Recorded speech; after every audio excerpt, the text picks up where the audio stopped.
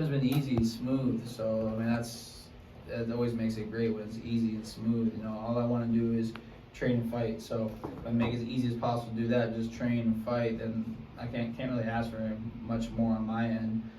So it's been like a long road getting here. So I just was really focused on training and getting in the ring and fighting, and that's what I did. So I was very happy about that. Yeah, it was a tough launch for him. There was a lot of setbacks that we thought, oh man, we're gonna have to wait again for another few months or so. But having Jordan to be a professional that he is, he stuck to the grind. He kept coming to the gym, staying in shape. And he told me any moment it can pop off, and when it does, you want to capture that moment. You know what I'm saying? Exactly. You gotta stay prepared, so when the opportunity comes, you're there for you to take it. And so he was there, and his opportunity showed up. I'll let Jordan speak. Of all the ups and downs that he had to go through prior to getting to his fight. There was a lot. There was a lot of hurdles that he had to jump over for him to get to the point where he is right now. It's been crazy. This was actually a crazy 2021 as well, and 2022. For every success I had, I also had a setback. After I won the Nationals Championships in April of 2021, I was invited to camp at Team USA. 5 days into camp, right after I was done with COVID quarantine, I had an infection in my leg. Long story short, I go to the hospital, 105-degree fever that cut me open. I was in the hospital 5 days. Basically, I had an open wound in my leg. So I'm done with that camp there. They didn't bring me to the Olympic training camp in June for the Olympians going to Tokyo because of that. It was still an open wound in my leg for 2 months. So it messed up training. I come back, won national Golden Gloves, won that, was ready for the Worlds. Then I was told I had to lose another 10 pounds to a new weight class. Messed up. Then I went to the Worlds. All worked out, but then went to the Worlds. I had a head clash 25 seconds into the very first round, the very first fight. It opened up a huge gash in my eyebrow, which stopped the fight and stopped my competition the whole week there. Big letdown, big disappointment. Then, then my man, I went on a little vacation with the family. It's crazy, yeah. I'm actually remembering that. I went on a big vacation with my family in Mexico, and I was dancing, having too much of a good time. I rolled my ankle bad in cowboy boots. Something else is going to happen to me? No, then I had to fly to Louisiana the next day for Team USA for the next national champ to be an ambassador there. I had a swollen ankle. Yeah, it was bad. I went to California right after that. It was crazy. But then 2022 came, and my whole mind was okay. Got here mid-February. I'm gonna start training. I'm ready. I was already in shape when I got here. So I was ready to go mid-March, and before March ends, I want to fight. That didn't happen. April, we got dates in April. Maybe this date, maybe that date. I was working on some management stuff. Didn't happen. Then May 5th came on. May 7th, Canelo fight day. The day Canelo fought, his last fight, I had a motorcycle accident. Oh my God. Right over here. No, that's too much. It was a motorcycle accident, and I remember the first day he came in with his motorcycle, you better be careful. Yeah. You can be the safest driver, but it's not about, I'm not worried about you, I'm worried about the people that's driving. Yeah. And he called me up one day and said, Coach, I got into a motorcycle accident. My heart dropped. Yeah, it was bad. What happened? It was a bad accident. I lucked out. I actually did have an injury.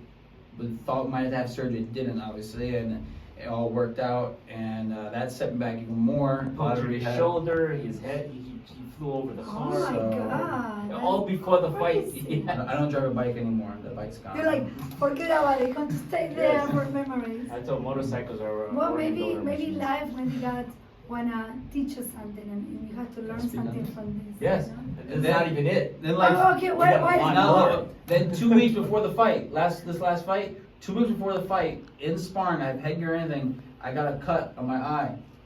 I got a cut in my eye, and it was bleeding. I went to the doctor, got stitches. Got 6 stitches on my eye 2 weeks before the fight. Then I couldn't spar. First thing I thought I couldn't fight. I thought the fight was off, and I was in a bad spot for 2 days, and then we said screw it, keep the fight. Had the stitches in, didn't spar, and then we saw it. So yeah, it's crazy. 5 days he didn't spar. For over a week he didn't spar. He had stitches. He took his stitches out. Yeah, and before that, I wasn't sparring. Like, I just got back to sparring because the motorcycle accident for so long. I actually had a bruised rib I was doing before the motorcycle accident. So I was out sparring for like almost 2.5 months at one point from a rib. This and is motorcycle all like Miracle. within a span. I of just 2 got months back to before sparring his after fight. one full week of sparring. The Motorcycle very next accident, week, the he stitches bruised his happened. rib, got an And I'm like, laceration in his eye. Everything was pointing to us to Crazy. canceling the fight.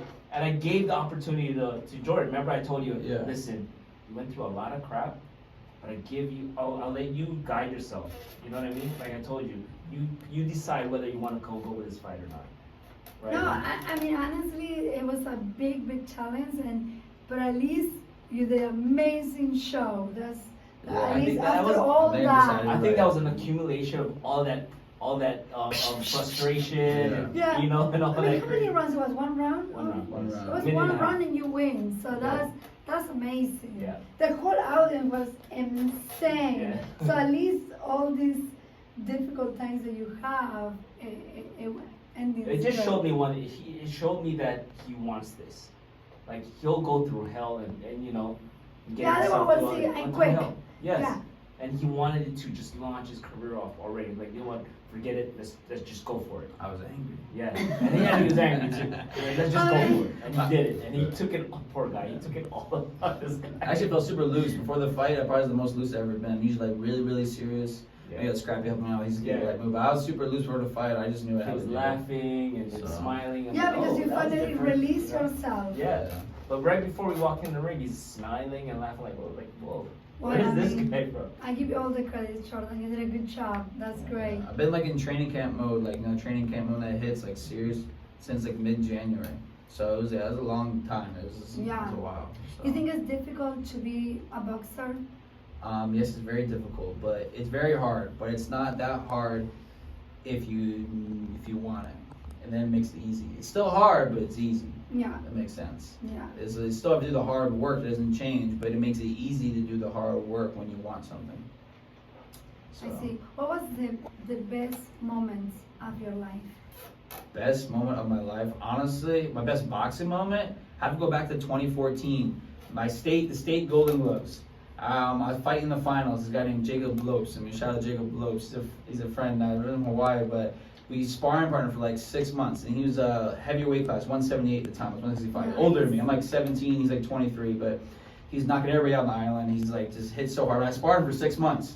Like I go to his gym like once or twice a week for like 6 months straight, get sparring with him, and he beat me up. I mean, I come out bloody nose, bloody lip every time. I give a good show, but like the guy was good, hit hard. That was the best moments of your life? No. I'm This is joking. Then our last sparring session was actually at my gym, and I started getting better little by little. And my last sparring session was at my gym. It's like February of 2014, and I actually had upper hand. And then he didn't spar me. He kind of off the map. I didn't know why. I found out why.